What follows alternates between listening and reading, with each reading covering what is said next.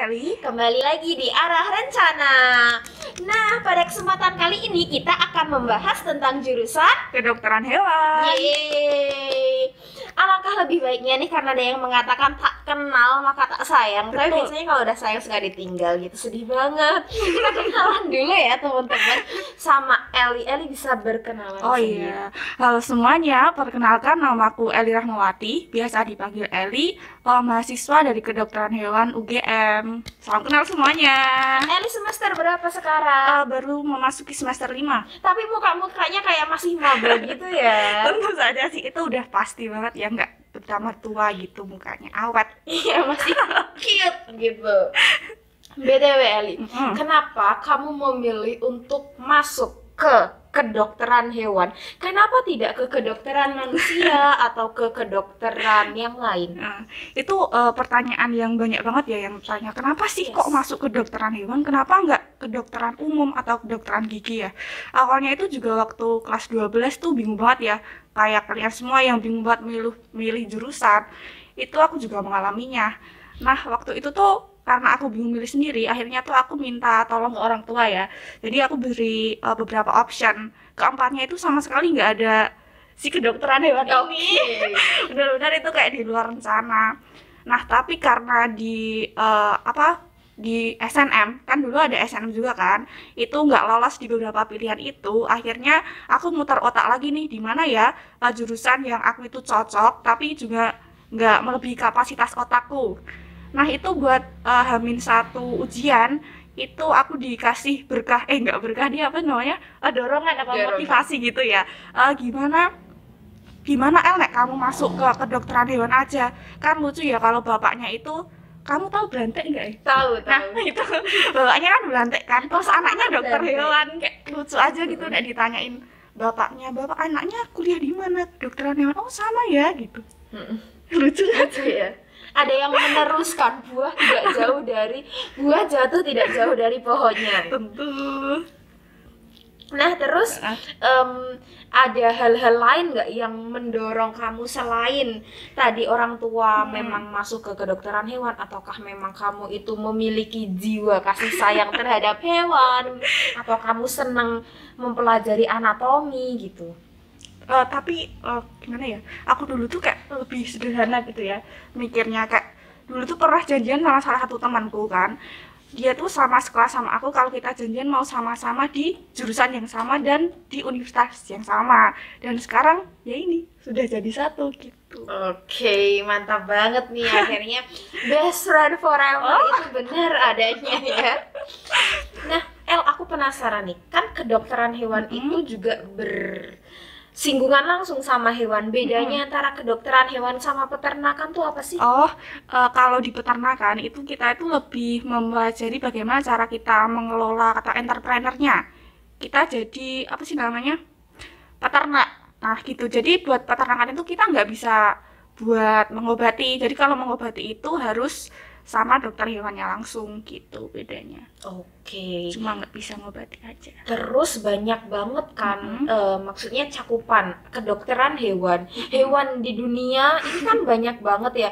Pasti aku tuh, kalau aku sebagai orang awam ya, bukan seorang kedokteran hewan, oh berarti kamu nanti kalau misalkan ada singa sakit kamu meriksa singa, kalau misalkan ada kucing sakit, anjing sakit, meriksa kucing. Tapi kalau misalkan kayak ada paus, ada hiu yang dia dibudidayakan gitu, berarti kamu juga memeriksa semua hewan itu, benar nggak sih? Itu bener banget sih, kayak banyak banget cabangnya, kita tuh harus bisa semua hewan gitu loh. Jadi di kedokteran hewan itu nggak sekedar kita bisa ruminansia, bisa sapi. Oh ya, ruminansia tuh kayak sapi, kambing, domba. Terus kita juga nggak bisa sekedar anjing, kucing, tapi kita juga ada hewan eksotik, ular gitu, ular, terus kayak biawak, semuanya kita pegang, kita harus bisa gitu. Oh, keren banget sih. Tapi ada batasan-batasan tersendiri nggak sih hewan yang kalau misalkan dia sakit ya udah gitu, emang itu tuh waktunya dia untuk sakit dan untuk meninggal dan untuk ganti regenerasi, yang maksudnya yang nggak perlu dibawa ke dokter hewan gitu? Ada nggak hewan-hewan tertentu kayak gitu? Kayaknya itu ada sih kayak gitu. Oke, berarti kamu tidak mempelajari semua hewan dong. Mungkin serangga kamu tidak mempelajari gitu ya? Serangga itu ada nanti di parasit Ada serangga juga di parasitologi. Nanti kita mempelajari itu. Seranganya lebih ke arah penyakit ya, El? Penyakit yang menyerang. Kayak tungau caplak, pokoknya yang kayak gitu, yang menyerang sama hewannya. Wow, banyak sekali ya ternyata ini. Nah, terus berarti kamu tuh selalu berinteraksi sama hewan setiap semesternya? Iya, nanti bisa ganti-ganti juga. Kayak misal di semester 1 kita itu ada matkul IPUK, itu ilmu peternakan umum dan kewirausahaan. Jadi di situ kita bakalan praktikum sama sapi, kita pegang langsung, sama kambing, domba, kuda, gimana cara kita restrain dan handling mereka biar mereka tenang ketika kita menangani mereka gitu. Wow. Nah, kalau untuk orang-orang yang dia takut sama jenis-jenis hewan tertentu nih, menurut kamu apakah kamu menyarankan untuk ambil kedokteran hewan? Ini cerita lucu sih, tadi ada salah satu temanku itu, dia itu takut sama kucing. Sama seperti aku deh. Dia takut kucing, sama dia itu orangnya jijikan kan. Jadi itu tapi dia udah masuk ke situ, tapi dia bisa beradaptasi. Jadi kalau kalian takut, kalau kalian takut tuh nggak apa-apa selama kalian itu bisa mengatasi rasa takut itu. Oke, tapi ya itu tadi lah, kita tetap harus berani melawan rasa takut kita. Nah, Eli boleh dijelaskan nggak masing-masing semester nih apa aja yang kamu pelajari selama ini? Kalau dari semester 1 ya, kita tuh masih dikasih yang dasar-dasar dulu. Kayak misal anatomi yang masih dasar, makroanatomi, mikroanatomi, terus nanti juga ada biokimia, terus ada juga IPUK tadi yang ilmu peternakan umum dan kewirausahaan gitu. Kalau buat yang semester ke atas itu bakalan semakin rumit dan semakin dalam. Contohnya nanti di semester 4 udah ada farmakologi, obat-obatan, terus anatominya itu udah masuk ke sistem peredaran darah, juga ada ke sistem saraf, otak gitu, dan lebih rumit lagi. Oke, kalau konsentrasinya tuh apa aja sih yang ada di kedokteran hewan ini? Kayak spesialis gitu. Nah, betul sekali. Contek nggak apa-apa ya, Nggak ini apa-apa, nyontek nggak apa-apa ya. Mumpung belum ujian ya, jadi nggak apa-apa nyontek. Terus sejauh ini tuh ilmu apa sih yang paling kamu harus kuasai sebagai bekal sambil kamu cari contekannya ya, sambil aku nanya-nanya. Ya udah, aku jawab yang tadi dulu yang spesialis. Oke, ya. Udah nemu nih, udah nemu. Nah, di kedokteran hewan itu nanti spesialisnya tuh ada lebih dari 20 ya. Ada farmakologi klinik, terus ada parasitologi klinik, ilmu bedah, ilmu kesehatan hewan ternak besar, dan banyak lagi. Kalian bisa searching langsung di Google. Oke. Banyak banget. Boleh dikasih tahu dong sedikit-sedikit ke teman-teman kayak farmakologi itu apa, parasitologi itu apa gitu. Buat farmakologi nanti kalian itu bakal belajar tentang obat-obatan. Ada obat alami, nanti bagaimana sih mekanisme obat itu masuk ke dalam tubuh si hewan. Nah, untuk parasitologi nanti kalian juga akan mempelajari tentang nematoda, cacing-cacing, terus ada ektoparasit, endoparasit, dan itu menurut aku sangat menarik sih buat kalian yang tertarik sama kedokteran hewan. Oke, ini sekalian promosi ya kayaknya. Promosi masuk kedokteran hewan. Terus pengetahuan dasar apa sih Li yang harus dikuasai kalau misalkan dia mau masuk kedokteran hewan? Mungkin kalian harus mempersiapkan seneng dulu sama biologi. Karena di kedokteran hewan itu mayoritas, pokoknya banyak banget kita itu harus menghafal. Jadi kita itu harus suka banget membaca dan tidak boleh malas. Kayak kita dituntut gitu loh, harus tahu semuanya. Ya gitu. Oke, kalau masalah hitung-hitungan nih kayak fisika, kimia, matematika bakal ditemuin nggak sih di kedokteran hewan? Selama aku menjalani ini tuh buat hitung-hitungan ada di semester 1, itu namanya biostatistika. Jadi kita menghitung bagaimana sih penyebaran penyakit di suatu wilayah. Itu kayak materinya tuh mirip sama matematika minat kelas 12 kayaknya, yang tabel Z itu. Ingat? Ingat banget. Yang kayak gitu. Matematika minat yang aku sendiri tidak minat. Oke. Terus kalau untuk kimia gitu, apakah tadi yang farmakologi mempelajari obat-obatan juga ada keterkaitannya dengan materi kimia? Nanti buat yang kimia itu ada sendiri, namanya biokimia veteriner 1 sama biokimia veteriner 2, itu ada di semester 2 udah ada.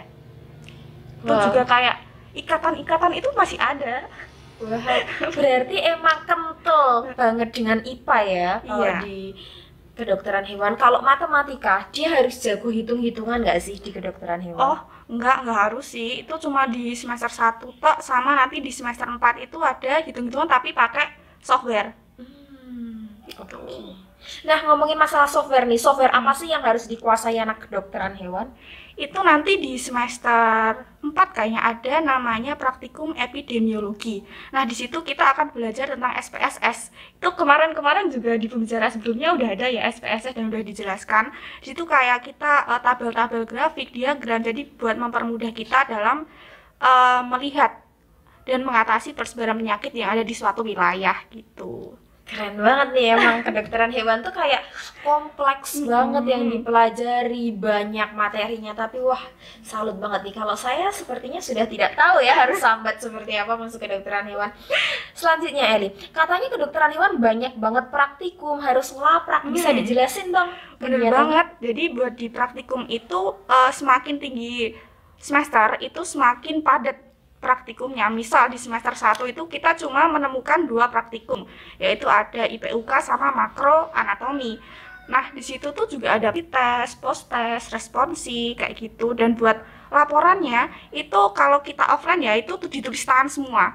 Jadi kita tuh juga kalau pegel-pegel itu ya harus diterima gitu. Oke. Praktikumnya tuh ngapain aja sih? Bedah-bedah hewan gitu ya? Oh, kalau praktikumnya yang dasar itu nanti kita untuk makro anatomi ya, nanti kita ada kayak probandus, probandus namanya, tulang-tulang. Nah, tulang-tulang itu nanti kita dipelajari nih, ini tuh apa, ini apa. Kalau ini misal nervus, terus ada muskulus, kayak gitu. Nanti bakalan diujikan langsung gitu.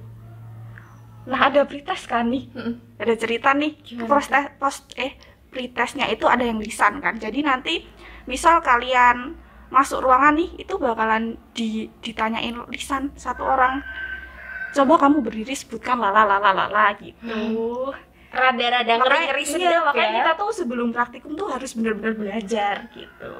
Ini kayaknya apa ya, kalau misalkan pengen masuk ke jurusan kedokteran hewan emang nggak boleh yang cuma cap cip cup ya udah masuk kedokteran hewan gitu ya, harus ada seneng dulu, modal seneng gitu di awal.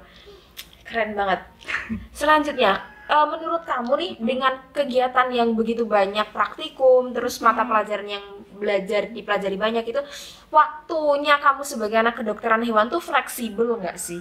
Kalau menurut aku kan karena kita ini sistemnya paketan ya, kita nggak ada yang war KRS. Luar KRS. Jadi itu buat kita dari jam ini sampai jam itu udah ditentukan. Dan habis itu, misal nih kita ada kelas dari pagi jam 8 sampai jam 12. Nanti itu setelah itu jam 1 sampai seterusnya itu kita gunakan buat praktikum, dan itu setiap hari kayak gitu. Biasanya praktikum satu semester berapa SKS nih? Satu semester itu kan beda-beda, setiap semester beda-beda. Kalau kamu semakin tinggi itu SKS-nya semakin tinggi. Semakin banyak ya. Kalau praktikum kan? Kalau sekarang di semester 4 kamu praktikum berapa SKS sendiri? Aku tuh praktikum itu ada 4 Pak ya. Berarti kalau satunya 4 SKS, 1 SKS buat praktikum berarti ada 4 buat itu.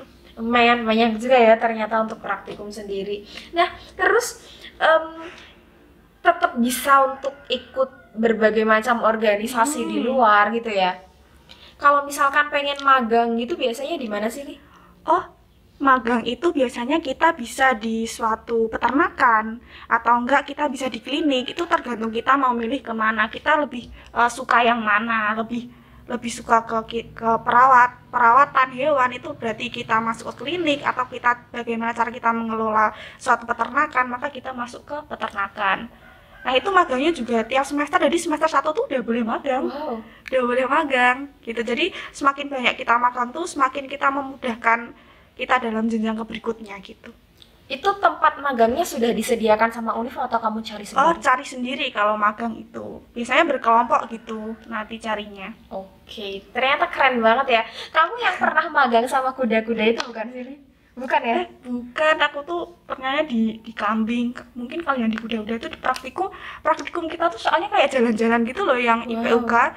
Jadi kita itu dikasih suatu teman, misal nih kita ada di peternakan peternakan kuda yang ada di Bantul. Nah, kita bareng-bareng nih satu angkatan kita praktikum ke sana. Terus misal sapi yang ada di Sleman, ada di mana gitu kita sambil jalan-jalan gitu. Wah, keren banget nih. Berarti yang suka jalan-jalan langsung interaksi sama hewan gitu bisa ya. Bisa banget. Oke, next aku pengen tahu lulusan kedokteran hewan, apakah semuanya akan jadi dokter hewan? Itu tergantung mereka semua mau masuk kemana, karena kesempatan kerjanya, profesi buat dokter hewan itu terbuka sangat lebar. Kalau kalian cari itu ada 33 profesi ya dokter hewan yang bisa kalian ambil. Dan Apa jadi aja kalian itu? itu nggak harus jadi dokter hewan yang ada di klinik, kalian bisa jadi pengusaha, bisa jadi pemilik ternakan, bisa jadi yang ngurusin pakannya pada suatu perusahaan besar gitu. Di farmasi juga bisa, ada farmasi obat buat si hewan-hewan. Wow, sampai sedetail itu ya ternyata pekerjaan dokter hewan ini. Nah, terus step-stepnya setelah lulus nih biasanya 8 semester ya, 4 tahun. 4 tahun. Terus kalau misalkan mau jadi dokter hewan gimana prosesnya, koas? Kita itu harus melewati koas atau profesi itu sekitar 1,5 tahun. Nah, itu kalau kita nggak melewati itu berarti gelar kita itu cuma SKH dan kita nggak bisa buka praktek karena kita belum koas gitu. Oke, tapi kalau misalkan lulus S1 nih belum mau koas gitu, dia udah bisa apply kerja ya? Bisa, tapi nggak bisa langsung menangani. Karena itu kan harus ada sertifikatnya ya, harus ada sertifikatnya untuk menangani. Kalau selama koas ini apa sih yang dilakuin? Biasanya kalau koas, tahu aku ya dari cerita dari kating-katingku itu mereka lebih ke prakteknya, mereka langsung ikut bedah. Terus mereka juga bisa langsung meraktekin gimana sih caranya bedah. Kamu tahu steril nggak? Enggak. Nyeteril atau mengebiri anjing gitu. Biasanya di koas itu kita mulai prakteknya. Oke. Nah, kalau pas koas nih apakah kita selama kuliah maksudnya yang aku tanyain, selama kuliah ini apakah kita boleh milih mau menangani hewan-hewan jenis apa gitu, apa semua hewan harus mau nggak mau kita tangani? Nah, kalau semasa kita kuliah ya, kita itu dituntut untuk bisa semuanya. Jadi kita nggak boleh pilih-pilih nih, aku cuma mau megang ini tuh belum bisa gitu, harus semuanya. Oke. Kalau pas kerjanya? Nah, kalau pas kerjanya itu tergantung kita sendiri, kita mau ambil apa. Soalnya setahu aku juga ada dokter hewan yang hanya menangani di suatu peternakan, jadi itu disebut sebagai dokter hewan khusus si kambing gitu, setahu aku gitu. Tapi kalau dokter hewan buka praktek itu sebenarnya kalau di tempatku ya, karena dokter hewan buka praktek itu biasanya untuk kambing, untuk sapi gitu loh. Nggak tahu kalau misalkan ada ular yang sakit atau ada kucing yang sakit dibawa ke situ bisa apa enggak? Sebenarnya bisa nggak sih? Itu harusnya bisa sih itu. Oke, jadi memang profesi dokter hewan ini sangat mulia sekali ya, karena sangat luas sekali yang ditangani gitu. Keren sekali memang teman aku ini. Nah, kalau untuk ngehafal sendiri, kamu pernah ngerasain kesulitan nggak sih, El? Itu tentu aja sih, setiap orang itu susah ya buat menghafalin, tapi gimana caranya kita aja ngakalinya, cara kita menghafal tuh gimana gitu. Oke, nah tipe orang yang kayak apa sih yang cocok buat masuk ke jurusan kedokteran hewan ini dan yang seperti apa yang nggak cocok? Kalau buat yang cocok sih lebih ke mereka yang suka biologi, suka membaca, tentu aja yang rajin-rajin gitu. Soalnya tuh bakal banyak banget pekerjaan yang harus dilakukan.